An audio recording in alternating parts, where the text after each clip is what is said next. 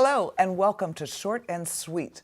I'm your host, Diana Martinez, and this show is sponsored by the Daily Herald, and we are going to give you the lowdown on the best Broadway shows in Chicago. Today, we're talking about the electrified, fresh and new production of Joseph and the amazing Technicolor Dreamcoat that just opened at the Cadillac Palace. Now, most of you know this Andrew Lloyd Webber Tony Award winner based on the biblical story of Joseph and his coveted coat of many colors. But it's also about his ability to interpret dreams and his struggles with his 11 jealous brothers. We've all seen this beloved musical a few times, but never like this. Within moments of watching the overture, we know this production is done in a relevant new context. It's smart in its efforts to appeal to the sensibilities for the next generation, and it brings a new twist to the oldest story in the book, and it's directed by Andy Blankenbuehler. So each show, I invite a Daily Herald reader to be my guest audience critic to give you their perspective on the show.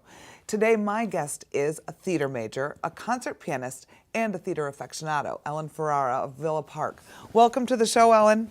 Thank you. I'm happy to be here. I'm so glad you are here, and it's nice to have somebody who really appreciates live theater and supports live theater.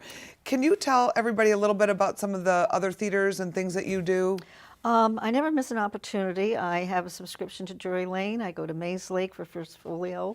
There's a small group in Glen Ellen that does terrific stuff, and of course, Broadway in Chicago. You can't miss it. Oh, that's fantastic. And it's nice because you really have seen a lot of theater, so you have a good perspective on what you're talking about here. So tell me, what was your take? How did you like this new version? I thought, well, it was different, but I thought there was a lot of energy to this production. I thought the choreography was outstanding, and this is a production where there's very little dialogue. It's sung throughout, so you really need strong singers, strong dancers, and the lighting is fantastic. It's very minimalist in its props, its costumes and things, but this forces you, I think, to focus on the real music and the dancing, and there's a lot of good business that goes on here with the plates and the Canaan song and the dream sequence in the beginning. They did a nice job of reinterpreting, really. Absolutely. You know, yes. They start out with the dream sequence, as you said, which is different than usually Donny Osmond sitting there with a bunch of kids and a narrator telling a story. Right. And I think the minute you see him dreaming, you're like, what's going on? Well, he was a dreamer. That's what the whole story is about. Right. He interprets dreams. So I really loved how they incorporated that. I also thought, as you said, it was minimalistic, but the lighting, I thought they did a phenomenal job with the video effects and the lighting to transport you. Yes, absolutely. Especially where the show builds to a huge crescendo in the end, and it's all the light and the glitter and everything. But also, and there's a scene where he's transported to Egypt. Yes. And it's kind of like a time warp, and the way they incorporate that into it. It's there's a lot of new business and looks like a rock concert almost, doesn't it? The feel. Yes, yes. Now the two leads.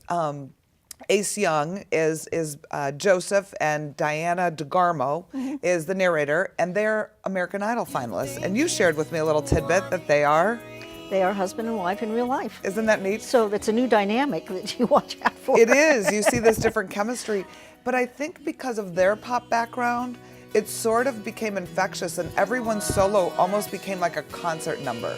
Right. Well, and they are, because Lloyd Webber has used a lot of different musical forms here, the calypso, the western, the hoedown, the 1920s Charleston, and each one of these is a hit in itself, and each one tells a little story. So, and you need somebody who can really interpret those. Absolutely. And they do it extremely well here. Especially the guy who does those Canaan Days. Great. He absolutely stopped the show. He did. That was amazing. Right, and that's the first big production number, so you really have to be on it. Yes. Well, unfortunately, that's all the time that we have. So don't miss this fresh new take on a classic favorite. And if your kids have never seen the show, they will love this electrified pop version. Joseph runs about 2 hours with an intermission, and it is appropriate for all ages and group outings. Joseph plays through March 30th at the Cadillac Palace. On behalf of the Daily Herald, thanks for watching, and I look forward to seeing you next time, or better yet, seeing you at the theater. Thanks for watching. Bye-bye.